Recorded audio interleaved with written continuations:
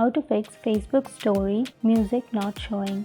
So if you're facing a problem with Facebook music story, then first of all you have to make sure that your app is up to date. So to check that, you have to open up your Play Store application, and after opening your Play Store you will have a search bar. Simply tap on the search bar and then search for Facebook, and after searching the Facebook here, if you have an update, you can simply tap on update and then you have to update your Facebook application, and after updating your issue might be fixed.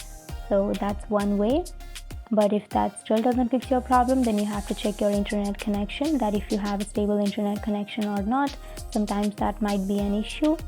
And if that still doesn't fix your problem, then you have to open up your phone settings, and then you can go to apps and notifications and then tap on see all apps, and here scroll down and find your Facebook, and then here you will have a bunch of options. You can simply go for storage and cache, and then here you can go to clear cache, and then you have to clear all of the cache that is on Facebook.